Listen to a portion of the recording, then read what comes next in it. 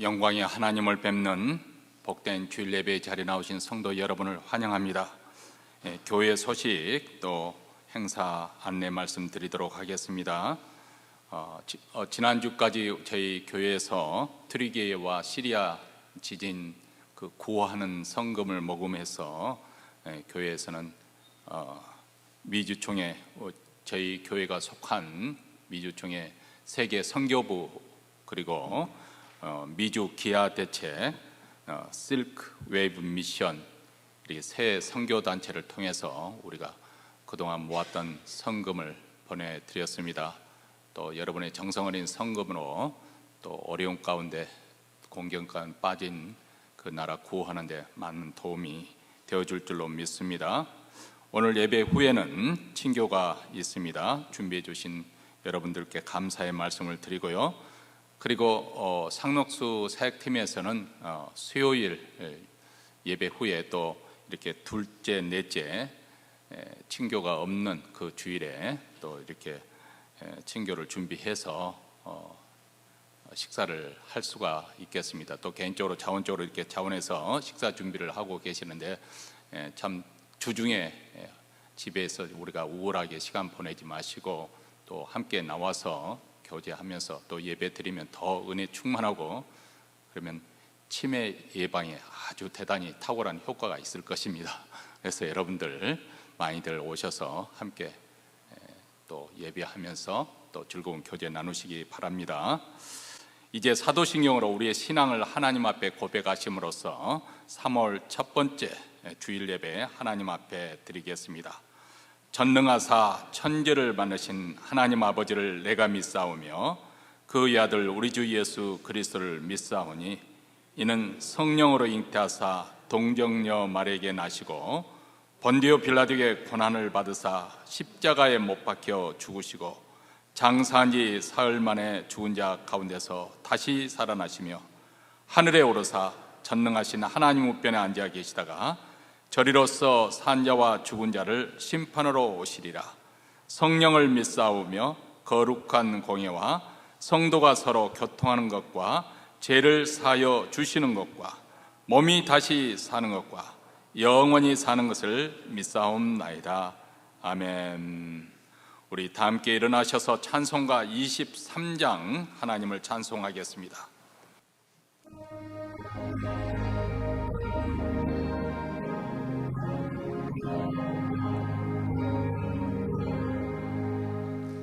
만입이 내게 있으면 그 입 다 가지고 내 구주 주시는 종을 늘 찬송하겠네. 내 은혜로신 하나님 날 도와주시고 크신 영광 널리 펴 알게 하소서. 내 주의 귀한 이름이 날 위로하시고 이 귀의 음악 같으니 참이라 되도다. 내 죄의 권세 깨뜨려 그 결 바꾸시고 이 주한 마음을 비로소 곧 정케 하셨네.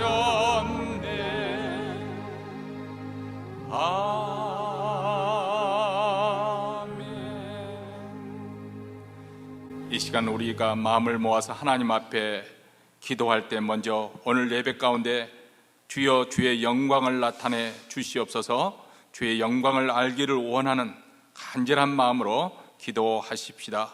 그래서 오늘 예배 가운데 주님의 임재가 생생하게 느껴지고 우리 모두 주님을 경험하고 돌아갈 수 있도록 몬트리는 모든 교회들, 특별히 우리 한인교회, 주여 주의 영광을 나타내사 저희들을 압도하여 주시고 또 주의 거룩한 빛에 사로잡히는 그런 복된 시간이 되게 하여 달라고 주님의 영광을 구하는 기도를 드리겠습니다. 오늘은 하나님의 교회 하나님께서 성령의 기름을 부어주셔서 여기에 회개와 치유와 회복의 역사가 나타나기를 원합니다. 병든 자들이 고침받게 하여 주시고 또 마음이 상한 자들이 싸매음을 얻게 하여 주시고 공경에 빠진 가정에 우리 하나님 회복시키시는 은혜, 충만한 은혜가 오늘 우리 모두에게 임하기를 원합니다. 특별히 병석에 누워 계신 성도들을 기억하시면서 치유와 회복의 역사를 위해서 기도하시겠습니다. 세 번째로는 우리 자신, 우리 가정에 간절히 소원하는 제목 한 가지를 하나님께 아뢰면서 이 시간 다 함께 통성으로 하나님 앞에 부르짖어 기도하겠습니다. 자비로우시고 은혜로우신 하나님 아버지, 오늘도 복된 주일을 맞이하여 그리스도의 피를 힘입어 은혜 보좌 앞에 나와 하나님을 찬송합니다. 찬양합니다. 하나님께 영광을 돌려드립니다. 오늘 예배 드리는 가운데 우리 하나님의 영광과 거룩이 충만하게 나타나는 아버지의 복된 주일 예배가 이루어지길 원합니다. 하나님의 임재를 생생하게 느껴지게 하여 주시옵시고 그 영광의 빛에 사로잡히며 압도되는 주일 예배가 되시기를 원합니다. 몬트레는 모든 교회들 아버지, 특별히 우리 한인교회 우리 하나님의 영광을 나타내 주시옵소서. 주의 영광을 알게 하여 주시옵소서. 우리를 만나 주시옵소서. 주의 거룩으로 충만하게 이 자리에 임재하여 주시옵기를 원합니다. 하나님 아버지, 사랑하는 교회 성령의 기름을 물붓듯이 부어 주시옵기를 간절히 원하고 기도합니다. 여기에 회개의 눈물이 있게 하시고 감사와 감격이 있게 하시고 병든 자들의 고침을 받는 놀라운 역사, 아버지 치유의 역사가 일어나기를 원합니다. 아버지 하나님, 오늘 또 아버지 명상에 누워 계시는 분들, 바깥 출입이 어려운 권사님들, 장로님들, 우리 하나님의 저비로운 손길 가운데 주님 고쳐주시고 상한 심령들의 고침을 받게 하여 주시며 가정의 어려운 공경의 문제가 해결되는 아름다운 역사, 회복의 역사가 일어나기를 간절히 원하고 기도하오니 주여 주의 교회를 주님 부흥시켜 주시옵시고 주여 주께서 우리로 하여금 각성하는 마음을 주시고 회개하는 역사가 나타나 이런 놀라운 치유와 회복의 역사를 경험하게 하여 주시옵기를 원합니다. 하나님 아버지, 자비로우신 하나님께서 오늘도 하나님의 백성들을 가정의 기도 제목을 가지고 주님 앞에 나옵니다. 자녀를 위해서 또 우리의 장래와 노후 삶을 위해서 또 아버지 하나님 우리의 직장과 사업들을 놓고 아버지 하나님의 기도 제목이 있습니다. 가정에 문제가 있는 기도 제목을 놓고 하나님 앞에 부르짖어 기도하는 이 시간 하나님 응답받고 돌아가기를 원합니다. 우리의 마음의 아버지 하나님의 인생의 문제에 해답을 얻게 하여 주시고 우리의 가정의 아버지 하나님의 저 문제를 해결하여 주시옵기를 간절히 원하고 기도하오니 주여 오늘 예배 가운데 하나님의 선하심, 하나님의 자비하심, 하나님의 은혜로우심을 맛보게 하시고 하나님의 은혜를 경험하게 하여 주시옵기를 간절히 원하고 기도하오니 주여 도와주시고 함께하여 주시옵소서. 주여 우리의 기도를 들으시며 응답하여 주시옵소서.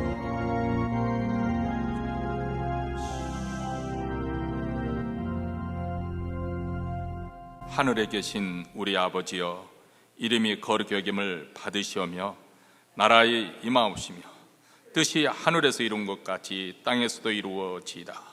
오늘날 우리에게 일용할 양식을 주옵시고 우리가 우리에게 죄진 자를 사하여 준 것 같이 우리 죄를 사하여 주옵시고 우리를 시험에 들게 하지 마옵시고 다만 악에서 구하옵소서. 대개 나라와 권세와 영광이 아버지께 영원히 싸움나이다. 아멘. 오늘 우리에게 주신 하나님의 말씀은 로마서 1장 1절부터 7절 말씀입니다. 제가 목회 초기에 로마서를 한번 강의를 했었는데 정말 전하고 싶은 책이기는 하지만은 그렇게 또 잘 하지 못해서 듬성듬성 그렇게 한번 끝내고 말았습니다.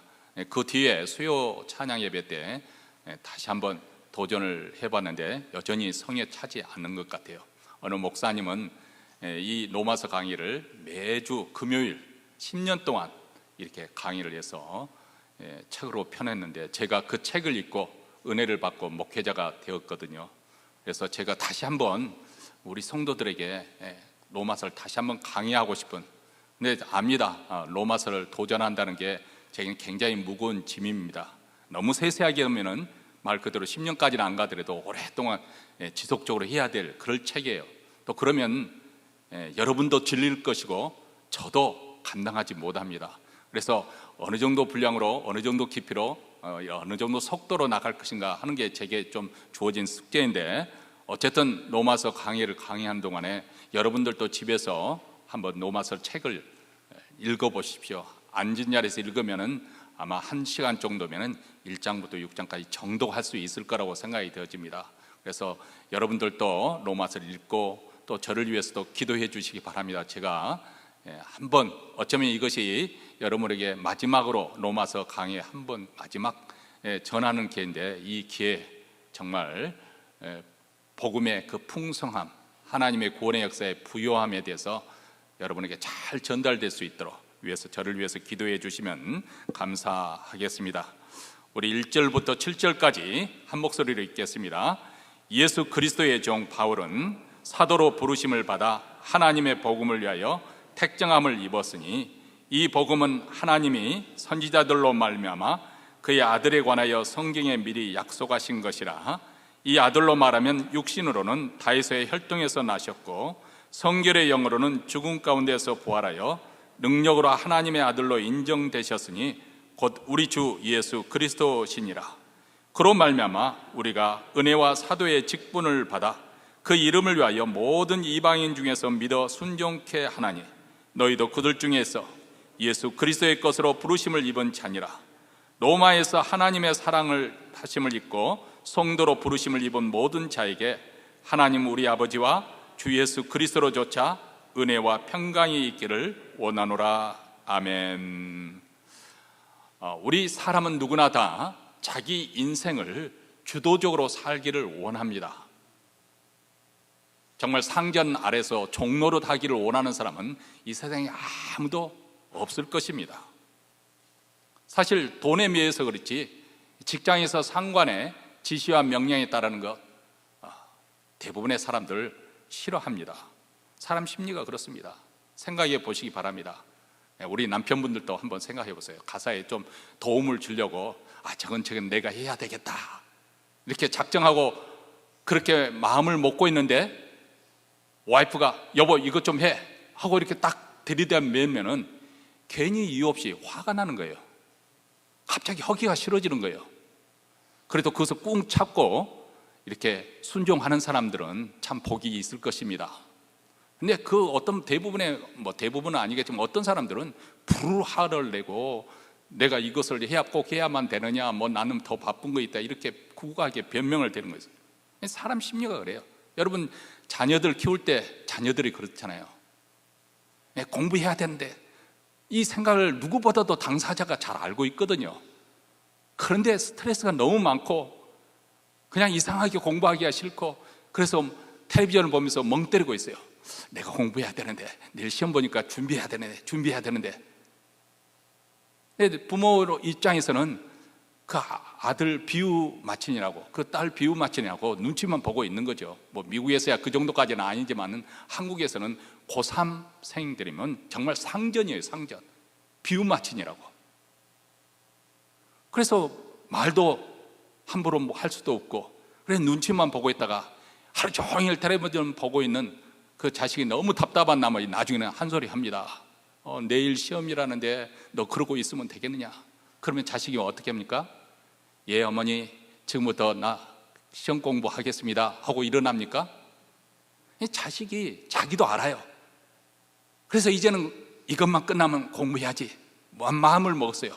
근데 어머니가 딱 그 말을 하는 순간 어떻게 돼요? 열받아가지고 나 지금부터 공부하려고 했는데 엄마 때문에 공부 안 해, 이렇게 나온다 그 말입니다. 사람 못된 심리가 그래요. 또 그렇게 상전 노릇 하는 자식치고 제대로 효도하는 경우가 참 드물지요. 그렇지 않은 자식들도 어머니의 고마움을 잘 알고 효도하는 사람도 있겠지만 말이죠. 이렇게 우리의 인생은 다른 사람의 간섭을 받고 다른 사람의 지시에 따르는 걸 극도로 싫어하는 거예요. 근데 세상이 만만치 않기 때문에 우리가 원하는 대로 다 하고 살 수 있는 세상이 아니지 않습니까? 또 내가 하고 싶어 한다고 해서 다 주어질 만큼 세상이 그렇게 만만하지도 않습니다. 사실 돈이 없으면 하고 싶어도 못하는 것이 얼마나 많은지 모릅니다. 그만큼 제한을 받는 것이죠. 그래서 사람들이 돈을 많이 벌려고 하고 성공하고 출세하려고 하는 이유 중에 한 가지가 자기가 하고 싶은 대로 자기 주도하는 자기 인생 그렇게 멋있게 살아보고 그렇게 사는 것이 자기의 행복에 이르는 길이라고 믿기 때문에 그렇게 출세하려고 노력하고 성공하려고 돈을 많이 벌려고 그렇게 하는 이유입니다. 여러분, 예를 들어서 여러분들은 휴양지로 어떻게 합니까? 가령 예를 들어서 청춘 남녀가 결혼했어요. 그러면 허니문을 어디로 여행지를 선택합니까? 그 중에 하나 몬트리올도 될 수 있거든요. 예전에 케네디 대통령이 허니문을 바로 몬트리올로 왔었잖아요. 우리는 몬트리올에 사는 우리는 그렇게 몬트리올가 아름다운지 별로 모르고 살 수가 있어요. 여기 앉아 계시는 태반이나 되는 권사님들은 자식들 먹여 살리느라고, 우리 장로님들은 자식들 먹여 살리느라고 이곳이 얼마나 아름다운 건지 저도 우리 아이들이 다 이제 집을 떠나고 난 다음 조금 마음의 여유가 있어서 이제 건강을 위해서라도 좀 걷자 하고 산책도 다니고 걷다 보니까 예전에는 손님 왔을 때만 갔다가 휙 하고 돌아다녔는데 이제는 걸어보니까 몬트리올가 정말 아름다운 곳이구나, 그것을 발견하게 됩니다. 그런데 사람들은 휴양지 하면 딱 떠오르는 거 있어요. 우리 권사님도 아실는지 모르지만 몰디브라는 곳이 있어요. 아니면 보라보라. 돈이 있는 사람들만 가는 거예요. 시간적인 여유가 있는 사람들만 가는 거예요. 근데 우리는 희망사항이지만은 가령 예를 들어서 억망장자들은 마음만 먹으면 자가용 비행기가 있으니까 생각하는 것으로 바로 실행에 옮길 수가 있는 거예요. 그만큼 자기가 원하는 대로 자기 주도적으로 인생을 산다는 것이죠. 자, 그렇다면 그렇게 자기 원하는 대로 하고 싶은 대로 사는 그런 자기 주도형의 인생이 된다면 다 행복이 보장되는 것인가? 그것 또한 아니라는 것을 우리는 알게 됩니다. 우리가 그런 정도의 수준에서 살아본 적이 없기 때문에 모르기는 몰라도, 그러나 그들도 세상 사람들을 보기에는 그렇게 성공한 인생을 살아 집안에서는 지지고 볶고 그렇게 하고 나는 행복하네 불행하네 하면서 살거든요. 그러니까 이혼도 뭐 2번, 3번, 4번 그렇게 돈 많은 사람들 많이 하잖아요. 행복하지 않다는 거죠. 여러분, 솔로몬을 보시기 바랍니다. 그가 누린 부귀영화는 끝이 없었죠. 정말 부귀영화로 따질 것 같으면 손에 꼽을 정도로 지금도 사람들이 솔로몬을 먼저 손을 꼽지 않습니까? 그는 토목공사도 크게 해서 하나님이 원하시는 기뻐하시기 하도록 성전을 7년에 걸쳐서 지었고요, 자기 자신을 궁전을 짓는데 13년이 걸렸다고 합니다. 화려하게 궁전을 짓고 그리고 그 정원을 꾸몄는데 거기에는 진귀한 꽃들, 또 희귀한 그런 동물들까지, 요즘으로 하면 동물원 버금가는 그런 것을 이렇게 꾸몄습니다. 그뿐만 아닙니다. 자기를 시위하는 그 호위병들의 방패가 순금을 쳐서 만든 거예요. 또 자기의 보좌는 상아로 만들었는데 거기에 정금을 입혔다고 했습니다. 그리고 그 보좌 앞에는 7층계가 있는데 그 층계마다 양쪽에 사자를 묶어놨어요. 그러니까 애국 사절단이 들어오면은 우선 첫째는 궁전에 화려하며 압도를 됐을 것이고, 그 신하들의 질비한 문무대관을 지나가지고 그 층계에 사자들이 이렇게 묶여져 있는 그 보고를 보고 솔로몬을 볼 때 말 그대로 눈이 현란하고 정신이 혼미했을 거 아니겠습니까?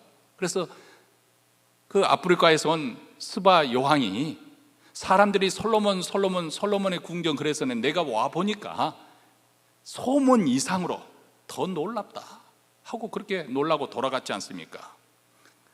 그에게 아내가 700명 그리고 1000만에서 300명이었어요. 도대체 1000명의 여자를 거느리면서 어떻게 살려고 그랬는지 모르겠습니다만은, 그러니까 한마디로 화려함과 쾌락의 극치의 인생을 살았어요. 그런데 그렇게 살았던 그가 인생의 종국에서 어떤 고백을 남겼습니까? 어떤 기록을 남겼습니까? 우리가 잘 아는 내용입니다. 전도서 1장 2절과 3절입니다.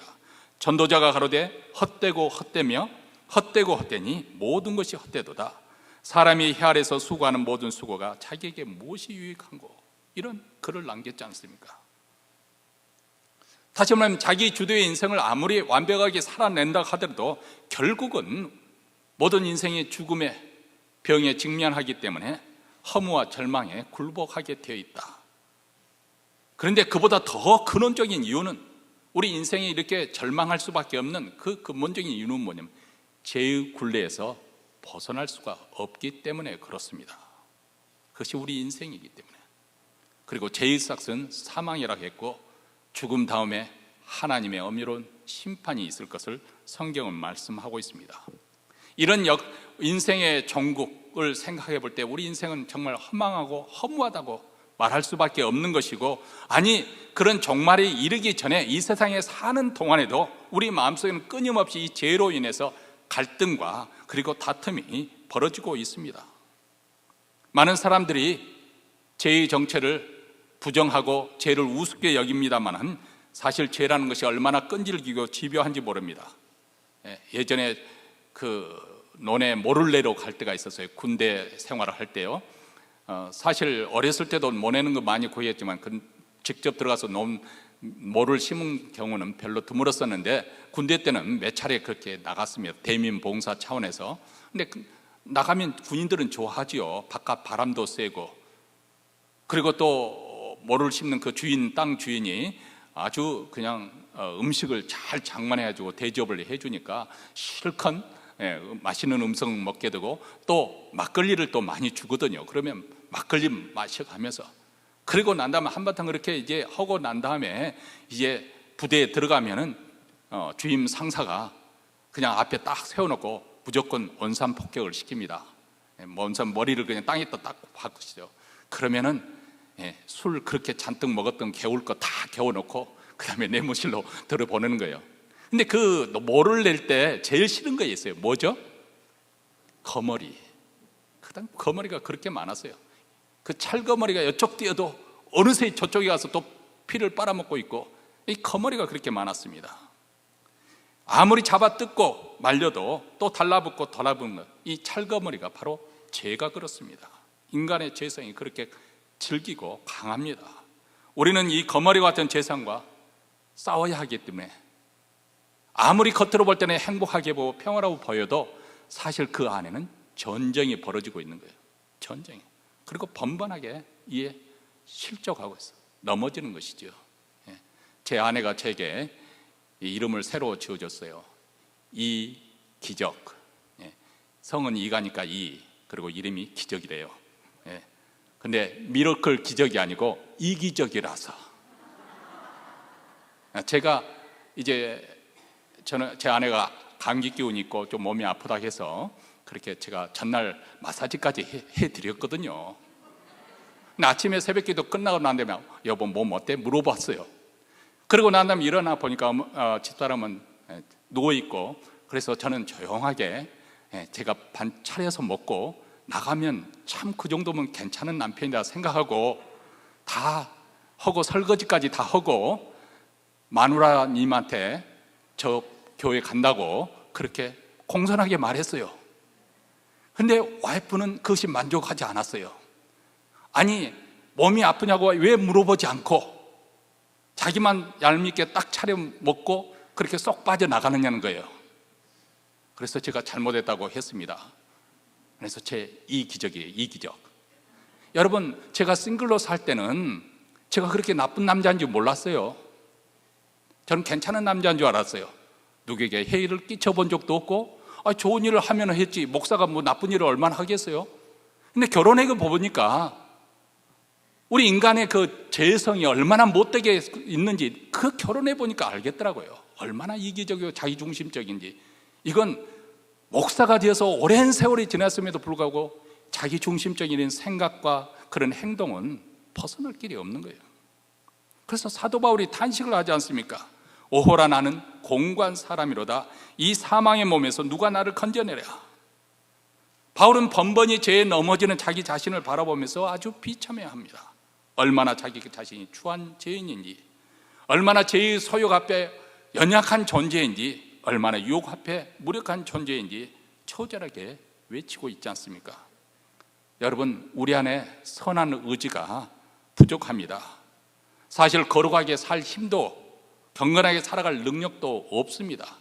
아니 신앙생활을 수십 년 해왔으면 그래도 이제는 어느 정도까지는 경건한 사람이 돼야 될 텐데, 아니 적어도 뭐 평신도야 그렇다 치면 목사 정도면은 어느 정도 수준, 성인이나 말은 못 들어도 어느 수준까지는 올라갈 줄 알았거든요.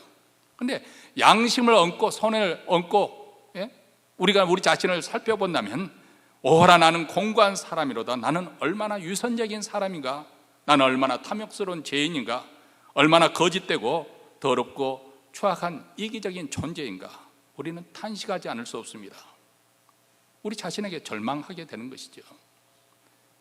사실 그런 면에서 보면 세상 모든 철학이나 종교가 결국은 염세주의, 비관주의로 그 배경을 깔고 있을 수밖에 없고, 대부분의 경우는 체념, 우리 눈에 보이는 것은 허상이다, 다 부질없는 것이다, 이렇게 체념해버리든지, 아니면 금욕적으로 이것도 먹지 말고 저것도 먹지 말고 내가 돌을 닦는 심령으로 살아야 돼, 이 금욕적, 이 두 가지 중에 한 가지밖에 없잖아요.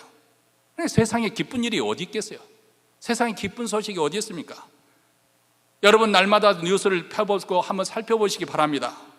인간의 온갖 불의와 그 부정, 추악과 비열함, 악독과 저주, 호색과 음란, 거짓과 사기, 누추함과 더러움, 살인과 폭력, 그것이 도배되시다시피 매일 보여주는 뉴스가 그거 아니에요? 천재지변이 일어나서 사람들이 이렇게 비극적으로 죽고, 또 인재론에서 사람들이 이렇게 재난을 당해서 엄청난 고통을 당하고, 그것이 뉴스의 전부예요.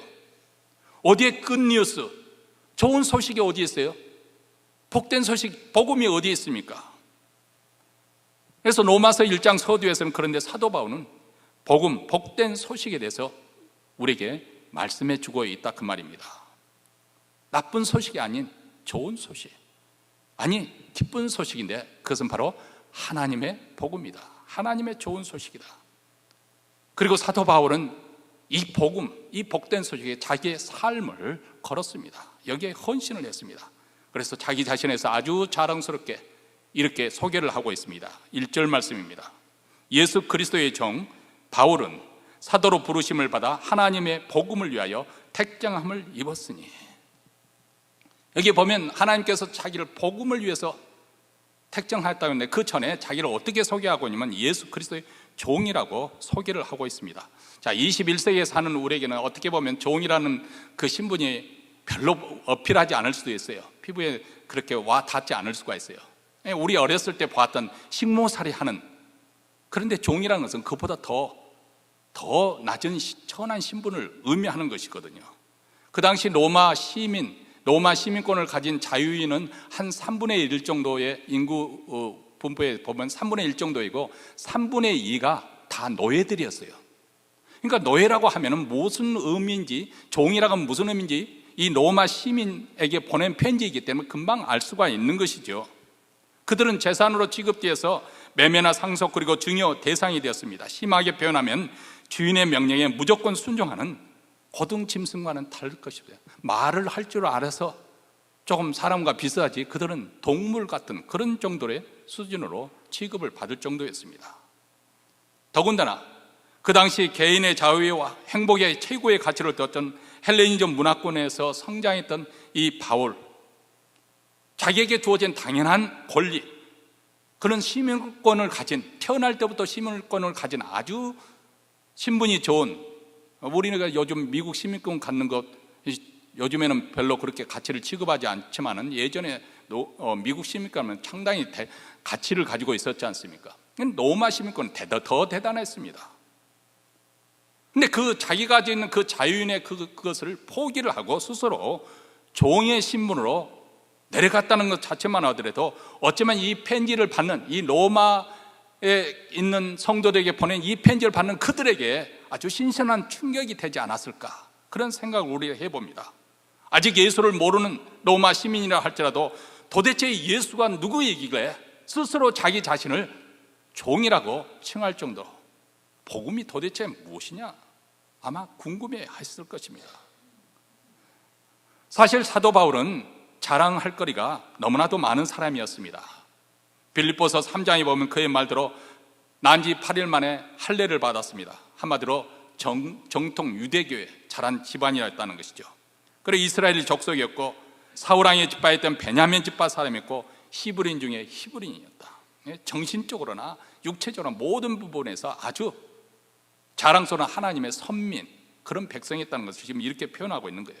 율법으로는 존경받는 바리새파에 속한 사람이었고 열심으로는 얼마나 자기 종교에 열심이었던지 이단으로 취급된 교회를 핍박하고 예수님의 제자들을 잡아 죽이는 일에 앞장설 정도였습니다.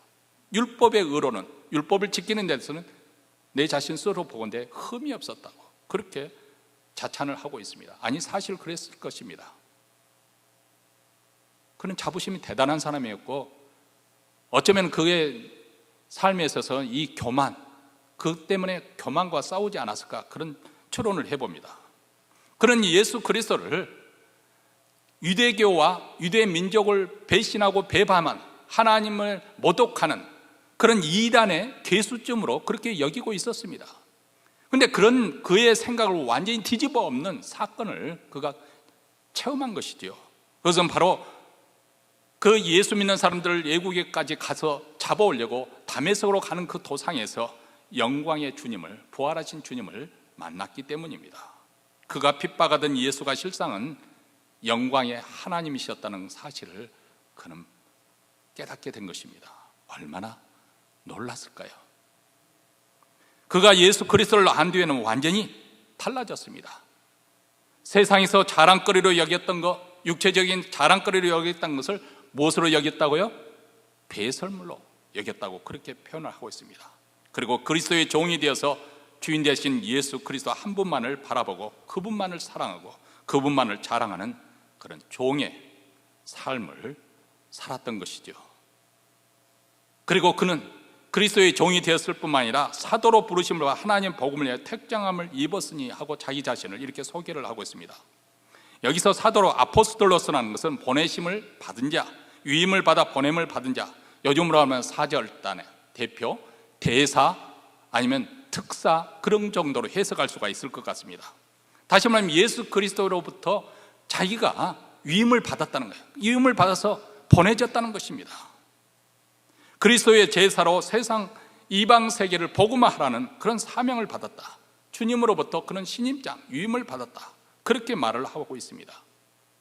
사도 바울이 왜 이렇게 자기의 사도에 대해서 언급을 하고 있냐? 어떤 편지에 보면 그냥 그리스도의 종이라고만 소개하고 넘어가는 그런 편지들이 대다수인데 몇몇 편지에는 사도까지 덧붙여서 자기 자신을 소개합니다. 그런데 그런 편지의 내용을 보면 이 로마서는 자기가 세운 교회가 아니에요. 그러니까 사도 바울에 대해 잘 모를 수가 있어요.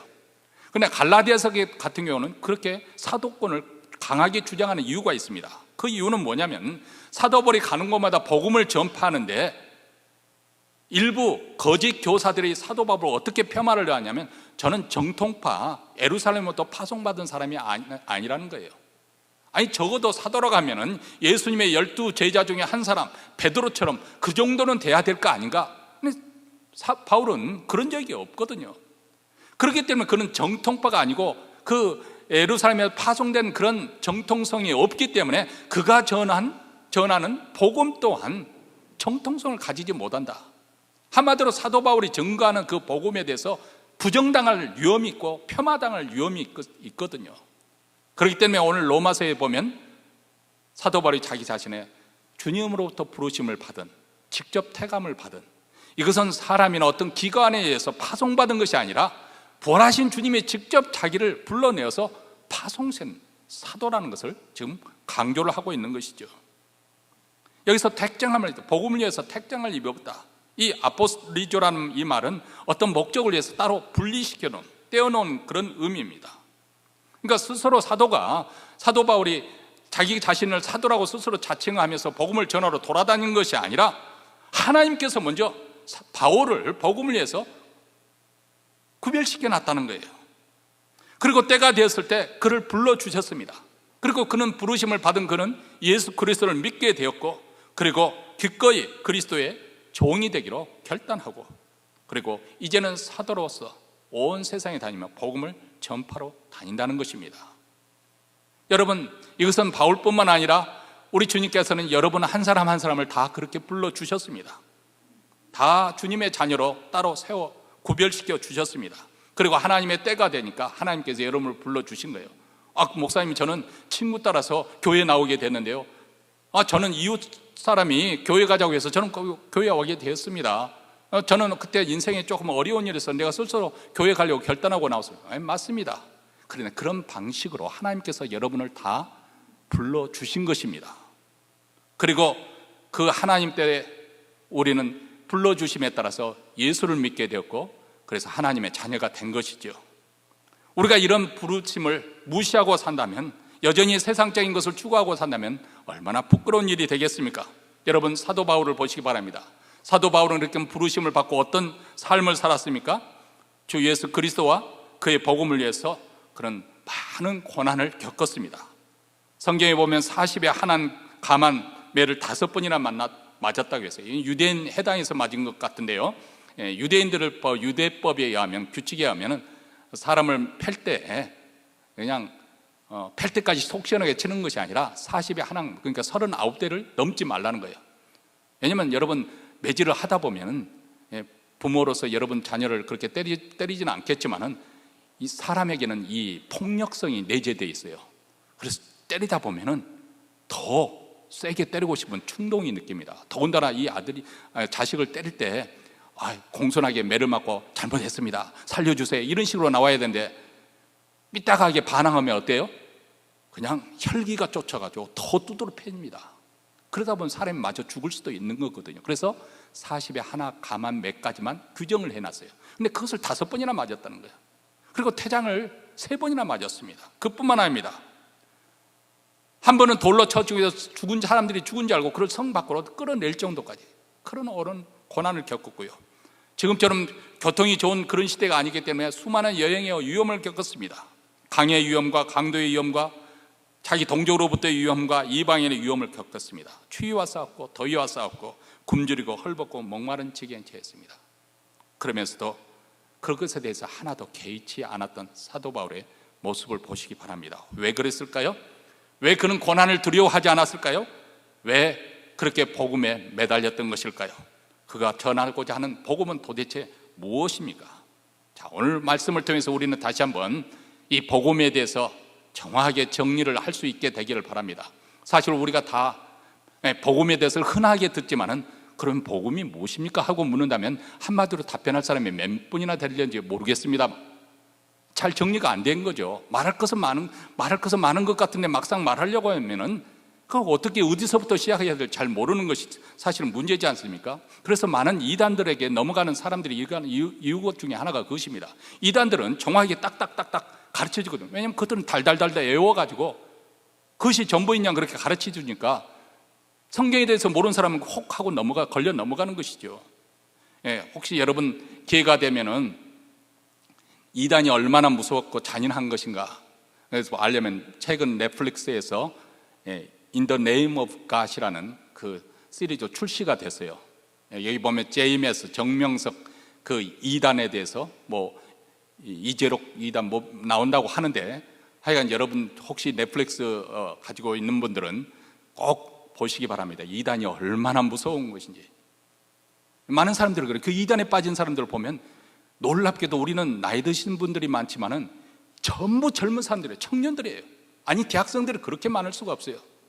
사람들이 이상하게 생각해요. 아니 저렇게 어수룩하고 배우지 못하고 저런 사람들 어떻게 저 지성인들이 저렇게 빠질 수 있지? 우리는 굉장히 의아하게 생각합니다. 근데 간단합니다. 그 이단들이 굉장히 논리적으로 사람을 설득해 오기 때문에 그렇습니다. 조금 전에 말한 대로 몇 가지 단계로 자기들의 교리를 합리화시키기 위해서 아주 정교하게 성경 구절을 인용해 가면서 사람들을 단계로 이렇게 설득을 해서, 그래서 논리적으로 그 대학생들이 넘어가는 거예요. 왜냐하면 대학생들은 그 학문이 무엇으로 이루어집니까? 논리가 중요하잖아요. 그렇죠? 논리가 중요하죠. 학문이 다 논리적이잖아요. 그 논리에 의해서 이렇게 전개가 되어지기 때문에 이 이단은 그 논리로 정리를 해서 그들에게 설득이 되면은 그 다음 그 이단의 세계에 빠져 들어간다면 그 다음에는 정말 상식에 벗어나는 교주들의 행각에도 그 안에서 다 합리화시키고 설득이 되는 거예요. 그래서 우리가 볼 때는 그것을 보면 정말 어처구니 없잖아요. 자기 신세를 망치는 어처구니 없는 일에 거기에서 벗어나지를 못하고 계속 거기서 뭔가 잘못된 것 같은데 하면서도 거기서 머물러 있는, 그래서 아주 갈 때까지 다 가고 나중에 정신 차려서 겨우 몇 사람이 빠져나오는 정도예요. 무서운 거예요, 무서운 거예요. 근데 왜 이렇게 되었느냐? 어떻게 보면 기존 교회의 실패예요. 기존 교회가 복음을 정확하게 가르쳐주지 않았거든요. 복음이 무엇인지. 그리고 기존 교회가 복음의 영광스러운 그 복음을 우리가 이해하고 받아들이고, 그래서 복음에 합당한 삶을 사는 모습을 보여주지 않았거든요. 아니, 이런 말하면 좀 슬프긴 하지만은 사실 한국 대형교회, 대형교회뿐만 아니라 작은 교회도 다 마찬가지입니다만, 어쨌든 뉴스를 타는 그 대형교회 그 목사들의 행각이 교주와 그렇게 다를 바가 없거든요. 얼마 전에 저희 집에서 이제 몬트레이 지역에 있는 목사님들을 모여서 이런 이야기 저런 이야기 하는데, 한 번은 어느 목사님이 그 이야기를 하시고, 한 번은 자기 교회 이 근처에 있는 대학교 교환학생으로 온 학생이 자기 교회에 방문을 했대요. 젊은 학생이 오니까 교인들이 얼마나 반갑겠어요, 그렇죠? 여기 젊은 분들이 계시지만 얼마나 예뻐 보여요. 그래서 그냥 먹을 것도 챙겨주고 막 사랑을 베풀어주고 막 그렇게 했대요. 그래서 목사님도 한마디 했대요. 그 대학교에 교환학생 너처럼 온다는 몇 명이나 됐대요. 몇십 명이 된다는 거예요. 그러면은 다음 주에 데리고 오면 우리가 맛있는 거 이렇게 해주겠다고. 그래서 한번 권면해봐라고 그랬더니 그 학생이 뭐라고 말하는지 아세요?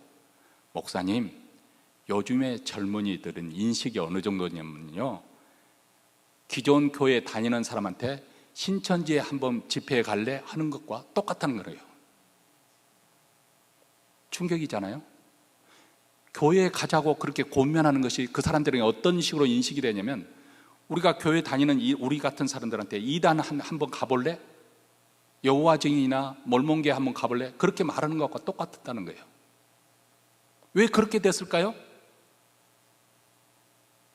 우리 한국 교회가 복음을 제대로 보여주지 못했고 복음에 합당한 삶을 살지 못하고 있기 때문에, 완전히 말 그대로 엉터리로 하고 있기 때문에 세상 사람들이 그렇게 교회를 보고 있다는 것이죠.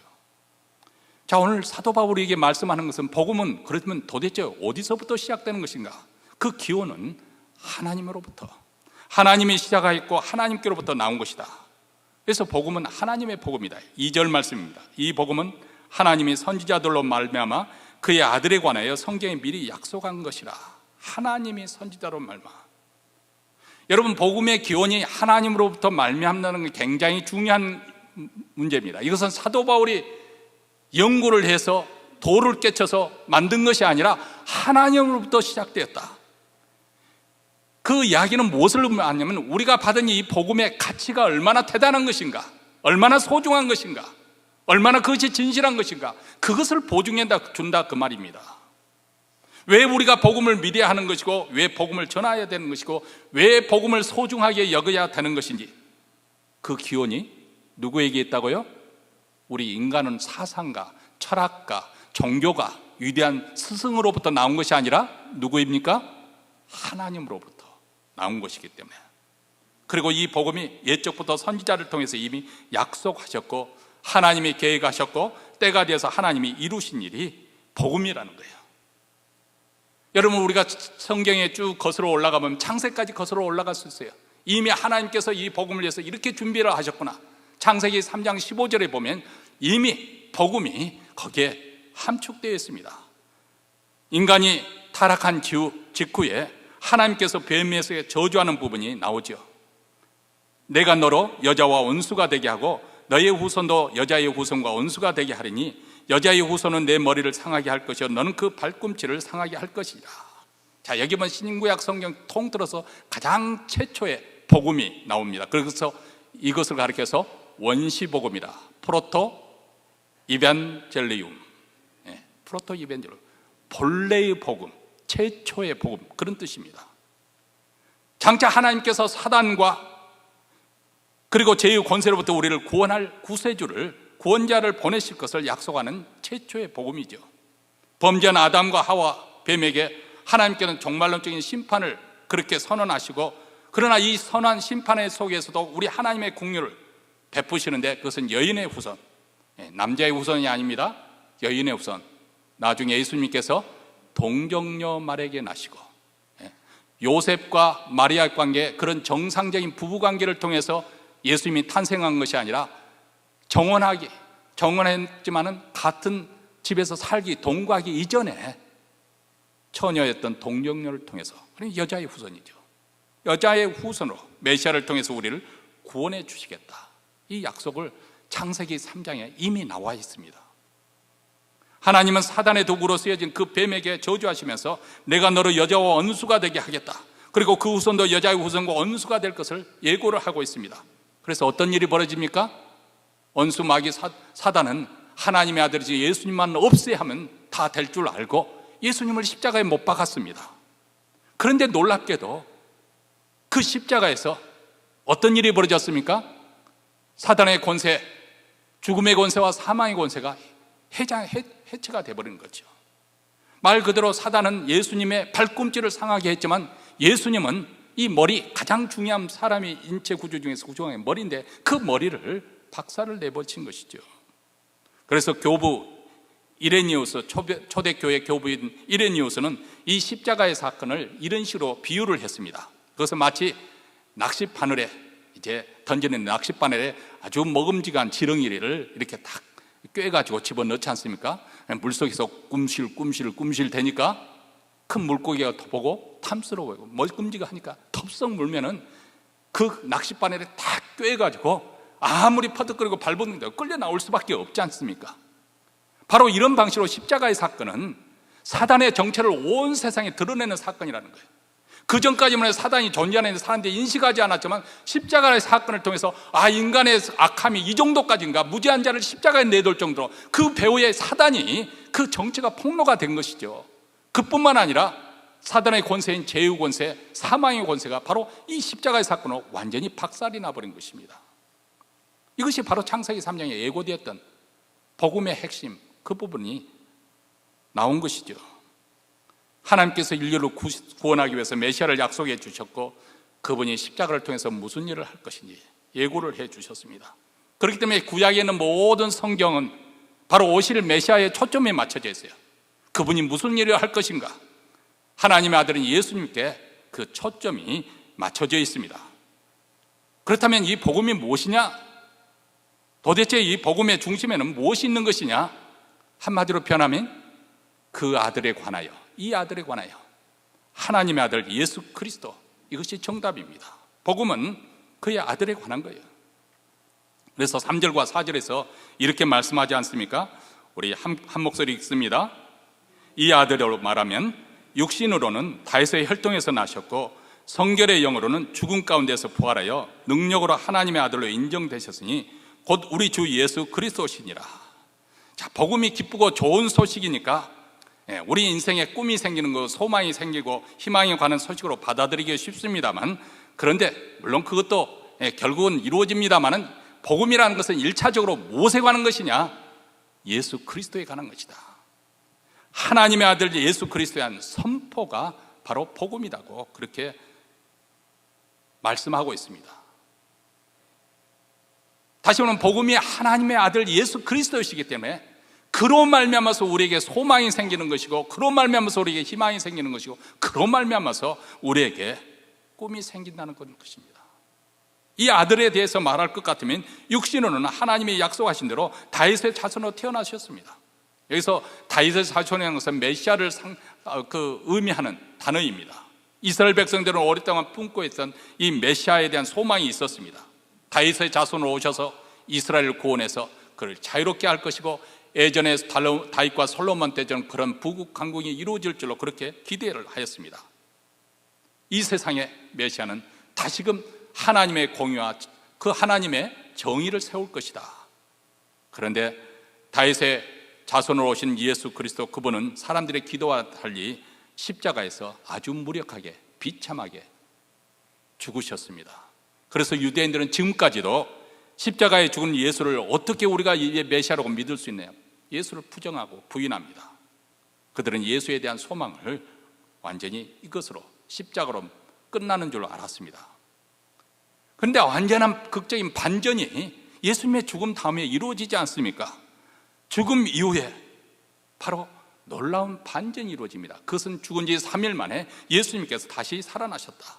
성령의 능력으로 예수님께서 죽은 자 가운데 다시 부활하신 이 사건, 그래서 부활하신 예수님이 능력 있는, 권세 있는 하나님의 아들로 선포되셨다. 이 말은 그분이 하나님의 아들이 아니셨다가 살아나니까 이분이 하나님의 아들이구나 인정받았다는 것이 아니고, 원래 하나님의 아들이셨지만은 그 죽었다가 다시 살아나심으로 사람들에게 온 세상에 선포되었다는 거예요. 확증시켰다는 거예요. 그분이 우리 주 예수 그리스도시다. 왜 예수 그리스도 그분이 복된 소식이 되는 것일까요? 그 이유는 하나님의 아들이신 그분이 어떻게 우리 인간의 모습을 입고 이 땅에 오셨을까? 우리와 함께 거하셨을까? 이해할 수 없는 거예요. 불가사의한 거예요. 그렇잖아요. 왕이 민정시찰을 하는 그것만 해도 참 고마워하는데, 왕이 아예 작정을 하고 내가 얼마 동안 기간은 서민들과 똑같이 그렇게 살겠다, 그래서 그들과 똑같은 수준에 산다고 생각해 보십시오. 얼마나 황송하겠어요. 하나님의 아들이신 그분이 그렇게 사셨던, 우리 인간과 희로애락을 같이 하셨습니다. 그리고 우리 죄를 대신해서 십자가 형벌을 그분이 친히 겪으셨습니다. 그래서 예수를 믿으면 누구든지 제3의 놀라운 은총을 얻습니다. 이것이 바로 복음이라는 거예요. 그래서 복된 소식입니다. 왜 예수님의 소식이 기쁜 소식이 되는 것일까요?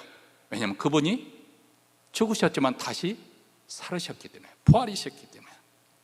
우리는 이 사실을 통해서 예수님이 정말 하나님의 아들이라는 사실을 의심하지 않고 믿을 수가 있습니다. 만약 그분이 하나님의 아들이신데도 불구하고 죽었다가 살아나지 않았다고 한다면 무엇으로 우리가 확신할 수 있겠어요? 그런데 그분은 다시 살아나셨어요. 단순한 인간이 아니시기 때문에, 그분은 하나님의 아들이시기 때문에 다시 살아나셨고, 그래서 그분만이 우리에게 새 생명, 영원한 생명으로 인도해 주실 수 있는 것이죠. 그뿐만 아니에요. 그분이 죽음을 이기시고 극복하시고 일어섰던 것처럼 우리는 그분에 대한 믿음이 있기 때문에 더 이상 죽음에 대한 공포에 사로잡히지 않고, 그 죽음에 대한 공포로 종노릇을 하지 않고 우리는 자유하게 됐고 극복할 수 있게 되었습니다.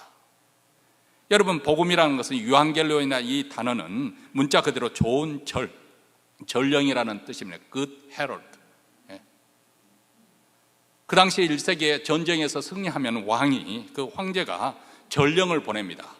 우리가 이겼다, 이 좋은 소식, 기쁜 소식을 전하는 거예요.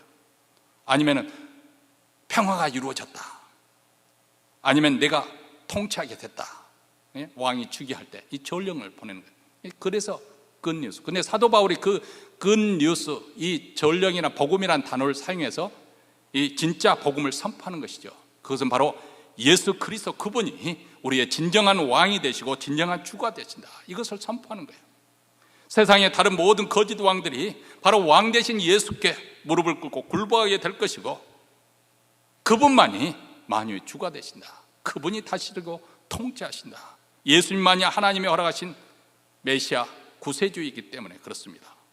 그래서 사도 바울은 하나님 아들로 선포된 그분을 내 주 예수 그리스도, 그렇게 소개하고 있는 것이 아니라 우리 주 예수 그리스도, 이렇게 선포를 하고 있습니다. 즉 다시 말하면 사도 바울이 믿는 그 예수님은 이 로마서 편지를 받는 로마 시민, 그 성도들도 바로 동일한 예수님이고, 오늘 말씀을 듣는 우리도 동일한 예수님을 믿고 있다는 것입니다. 한마디로 하면 로마 교회 성도들이나 오늘 우리 모두에게 그분이 우리의 주가 되신다, 그분이 우리의 구원자가 되신다, 우리는 그분의 종이 된다, 우리는 그분의 사도로 보내심을 받았다, 그것을 말씀하고 있죠. 복음은 무엇입니까? 복음은 예수 그리스도, 그분 자신이십니다. 그분이 복된 소식이 되는 거예요. 그렇다면 왜 하나님께서 이 복음을 우리에게 주셨을까요? 그 목적이 무엇입니까? 5절 말씀을 우리 다 함께 읽겠습니다. 그로 말미암아 우리가 은혜와 사도의 직분을 받아 그 이름을 위하여 모든 이방인 중에 믿어 순종케 하나니. 자, 복음이 전파되는 곳마다 요구되는 것이 있는데, 그것은 바로 예수 그리스도, 하나님의 아들 되심을 믿어 그분께 순종하는 것, 그것입니다. 그러니까 복음의 목적은 순종이에요. 믿어 순종케 하나니. 자, 영어 성경에 보면 The obedience that comes from faith, 이렇게 표현을 했어요. 우리가 하는 이 순종은 어디서 나오는가? 예수님을 하나님 보내신 메시아 구세주, 그분이 우리의 주가 되신 것을 믿는 그 믿음에서부터 순종이 흘러나온다는 것입니다.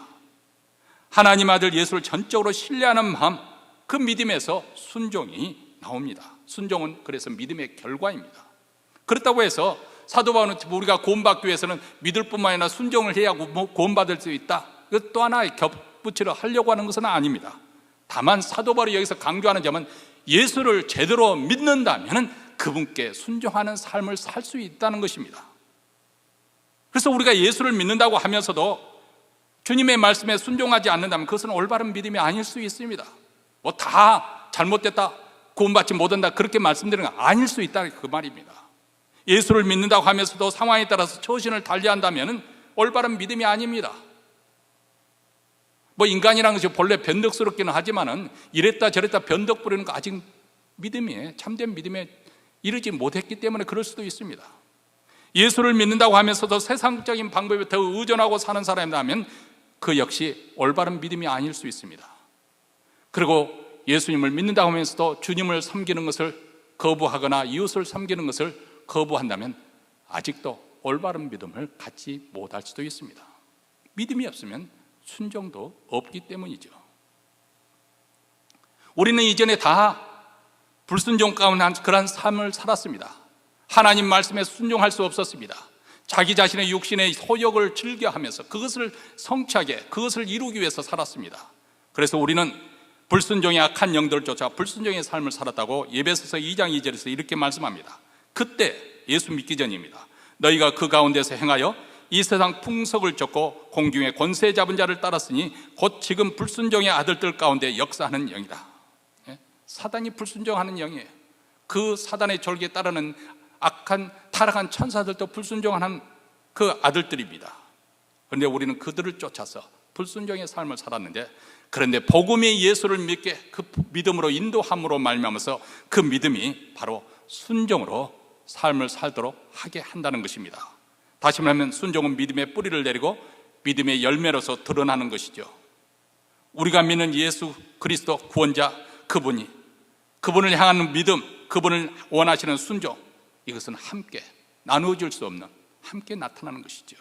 우리가 그분을 향한 믿음으로 그분을 따르는 것이 곧 순종이기 때문에 그렇습니다. 자, 그렇다면 복음의 최종적인 목적이 사람들로 하여금 믿어서 순종케 하는 것에 이르는 것으로 끝나는 것인가? 그것은 아닙니다. 복음에 있어서 궁극적인 목적은 또 있습니다. 그것은 궁극적인 목적에 대해서 5절에서 다시 우리가 살펴보면 알 수 있습니다. 5절 말씀을 보면 그 앞에 뭐라고 써져 있습니까? 그의 이름을 위하여, 이렇게 표현하였습니다. 이것이 바로 사도 바울의 복음을 전한 궁극적인 목적이라는 거예요. 그분의 이름을 높이기 위하여, 그분께 영광을 돌리기 위하여 한다는 것입니다. 사실 우리가 복음을 전해서 다른 사람이 예수를 믿게 되는 것, 복음을 믿고 순종하도록 그렇게 도와주는 것, 또 복음을 가르치는 것, 또 내 삶에 복음을 적용해서 복음에 합당한 삶을 살고자 노력하는 것, 이 모든 것은 다 결론적으로 주님의 영광을 위해서 그렇게 사는 것입니다. 사도 바울은 이 목적을 위해서 모든 수고를 다하면서 자신의 생명까지도 아끼지 않고 충성하였다. 그리고 로마에 있는 성도들도 바로 이 일을 위해서 부르심을 받았다. 6절 말씀에 너희도 그들 중에서 예수 그리스도의 것으로 부르심을 입은 자니라, 이렇게 말합니다. 바울이 주님의 부르심을 받은 것처럼 로마에 있는 성도들도 부르심을 받은 자예요. 다시 말하면 예수님의 것으로, 소유로, 예수님께 속한 자로 부르심을 받았습니다. 그래서 바울처럼 그리스도의 종으로서 그분의 부르심을 받은 자로서 그분을 따르고 그분의 이름을 위해서, 그분을 높이기 위해서, 그 영광을 위해서 복음을 믿고 순종하는 일을 지금도 계속하는 것이죠. 이 도전은 또 오늘 우리에게도 주는 도전이기도 합니다. 너희도, 이 너희도 속에는 바로 오늘 말씀 듣고 있는 우리를 포함하고 있는 것이죠. 우리도 예수 그리스도의 것으로 부르심을 받은 거예요. 복음을 위해서 사는 거예요. 복음을 받은 자로서, 복음을 믿는 자로서, 복음에 순종하는 자로서 주님의 영광을 위해서 복음으로 살아가는 것이죠. 나의 입술로, 나의 삶을 통해서 그리스도가 하나님 아들 되심을 선포하고 그분의 아름다운 이름을 높여드리고 널리 전파하도록 우리가 부르심을 받은 것입니다. 그래서 이런 삶을 사는 자에게 주는 축복이 9절 말씀에 나오고 있습니다. 로마에서 하나님의 사랑하심을 입고 성도로 부르심을 입은 모든 자에게 하나님 우리 아버지와 주 예수 그리스도로 조차 은혜와 평강이 있기를 원하나. 어떤 복이 우리에게 주어진다고요? 첫째는 하나님의 사랑을 받은 자, 두 번째는 성도라고 부르심을 받은 자. 뭐 선하고 착하고 또 나쁘고 성격이 나쁘고 고약하고 상관없어요. 우리가 예수를 믿는 자는 성도라고 부르심을 받는, 참 놀랍잖아요. 그리고 세 번째는 하나님 아버지와 주 예수 그리스도로 오는 은혜와 평강을 누리게 된다. 이것이 그리스도 것으로 구별된 우리에게 주어지는 축복입니다. 사랑하는 성도 여러분, 시간이 제한되어 있기 때문에 깊게 파고들 수도 없습니다만, 한마디로 오늘 말씀은 무엇을 우리에게 말씀을 하고 있느냐? 복음으로 말미암아 우리는 예수 그리스도의 것이 되었다는 것입니다. 주님의 소유가 되었다. 그렇기 때문에 내 인생의 주인은 더 이상 내가 아니에요. 지금도 혈기를 내고 지금도 하고 싶은 대로 하고 싶은 것 사는 사람들, 그 사람들은 이 복음을 잘못 이해하고 있는 것입니다. 내 인생은 내 마음대로 사는 것이 아니죠. 이제부터는 주님의 이름을 위하여, 주님의 영광을 위해서 우리는 순종하며 살아야 합니다. 그러므로 부르심을 받은 자로서 우리는 다시 복음으로 돌아가야 됩니다. 다시 복음으로 힘을 얻어야 되고, 복음으로 내 삶을 점검해서 내가 복음에 합당한 삶을 살고 있는가, 우리는 우리 자신을 스스로 돌아봐야 됩니다. 다시 복음으로 우리 마음이 뜨거워져야 해요. 제가 다시 언급하겠습니다만, 미국 중서부에 있는 에스비레이 대학교에서 지금 부흥운동이 일어나고 있어요. 지금 며칠째가 됐는지 모르겠습니다. 매일 밤 대학생들이 그 예배당을 떠나지 않고 찬양하고 기도하고 고백하고 재고백하고 또 하나님 말씀 듣고 찬양하고 기도하고, 그 부흥이 운동이 일어나서 지금 미국 전선 전역에 있는 그 교회 대학교에 지금 이렇게 전파되고 있습니다. 우리도 복음으로 또 우리 마음 다시 뜨거워져야 해요. 복음을 향해서 우리 열정이 다시 회복돼야 됩니다. 복음 안에서 우리가 더 성장하고 성숙해 나가야 됩니다. 다시 복음으로 우리 주변에 있는 사람들을 돌아봐야 됩니다. 다시 복음으로 우리 주님을 높이는 삶을 살아야 됩니다. 주님께 영광을 위해서, 돌리기 위해서 사는 삶을 살아야 됩니다. 그 이름을 위하여, 그분의 영광을 위하여 다시 복음으로 사는 우리 모두가 되시기를 주의 이름으로 축원합니다. 기도하겠습니다.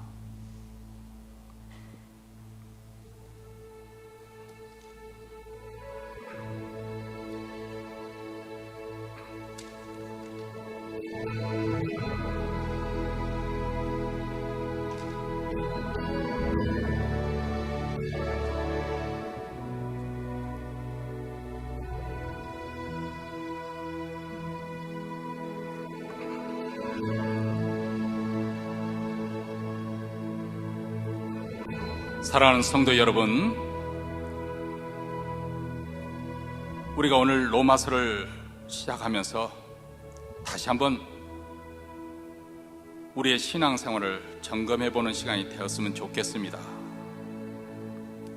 우리에게 전해진 이 복음, 우리에게 주어진 이 구원, 우리가 믿음의 대상으로 삼는 예수 그리스도, 그분이 정말 소중한 분이십니까?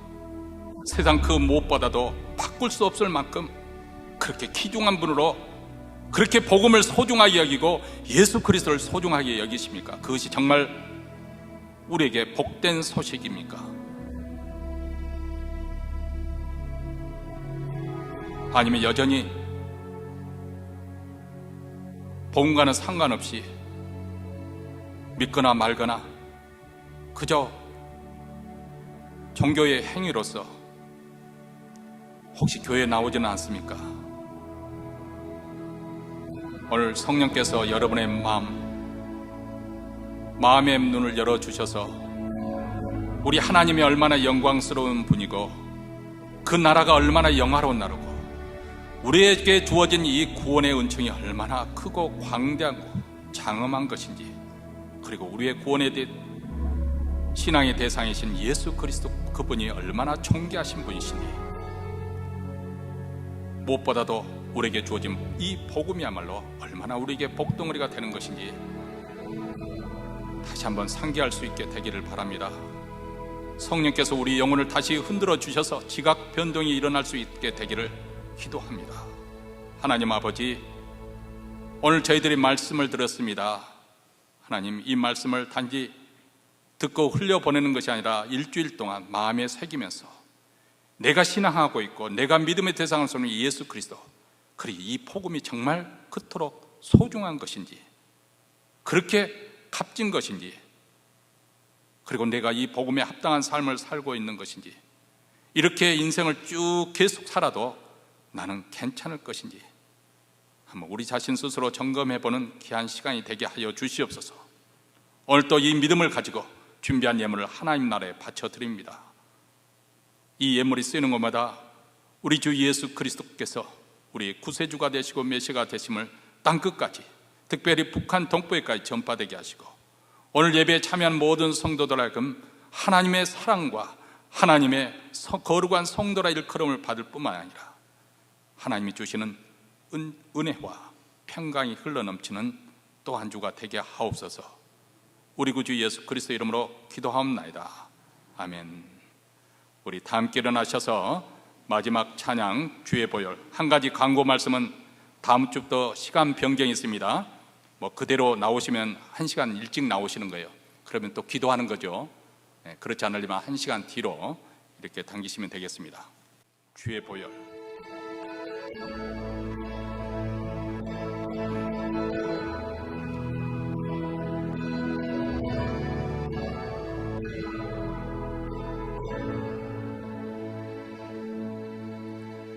거친 주의 십자가, 흐르는 보혈, 강물 되어 내 영혼 깨끗하게 하시고, 하늘과 땅을 이으신 주님의 보혈, 내 평생의 자랑은 주의 십자가로다.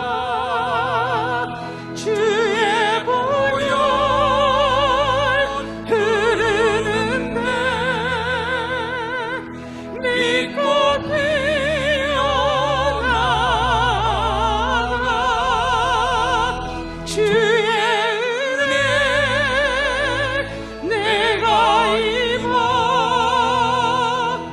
깨끗하게 되었네. 거친 주의 십자가, 거친 주의 십자가, 흐르는 보혈, 강물 되어 내 영혼 깨끗하게 하시고, 하늘과 땅을 이으신 주님의 보혈, 내 평생의 자랑은 주의 십자가로다. 주의 보혈 흐르는데 믿고 뛰어나가, 주의 은혜 내가 입어 깨끗하게 되었네. 주의 보혈, 주의 보혈 흐르는데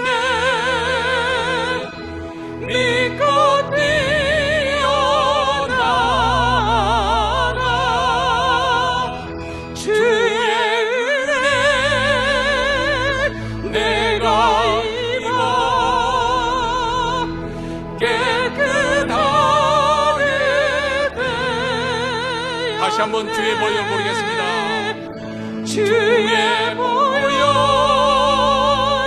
흐르는데 믿고 뛰어나가 주의 은혜 내가 입어 깨끗하게 되었네. 깨끗하게